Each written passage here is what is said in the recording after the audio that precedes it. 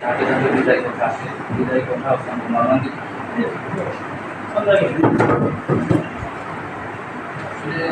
এই দিনটা এত দ্রুত আসবে আমি বুঝতে পারি না।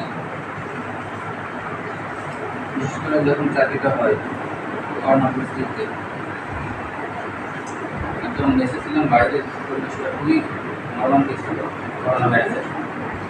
এই সময়টাতে সুপার স্যারের নম্বরে ফোন দিচ্ছিলাম, ওনার কথা আচরণ দেখে আমি বিমুগ্ধ হয়ে গেছি। তারপরে চিন্তা করলাম যে আমার জয়েন করা উচিত, যেহেতু প্রতিষ্ঠান প্রধান ভালো হলে অনেক অ্যাডভান্টেজ পাওয়া। সেই সুবাদে আমি এসে স্যার অনেক হেল্প করছে এনজিও বসে। তারপরে পর্যায়ক্রমে এখানে প্রাইভেট করেছি, স্যারে অনেক দিক দিয়ে অ্যাডভান্টেজ দিয়েছে। স্যারের সাথে আমার মানে এখানে আমার সবচেয়ে প্রিয় ব্যক্তি স্যারেরা, সহকর্মী সবাই, কিন্তু বিশেষ করে সুপার স্যারের কথা সারা জীবন মৃত্যু রাগ করে মনে থাকবে। অনেক পরামর্শ দিয়েছে কিন্তু, আর বিশেষ করে স্টুডেন্টগুলো আসলে এই মুহূর্তে আমি জীবনে এই প্রথম এসএসসির সময় বিদায় নিয়েছিলাম। ওই বিদায় সবাই মিলেই কাঁদছিলাম। আজকের দিনে আমার একটা বিদায়, এটা একটু বেশি খারাপ লাগতেছে।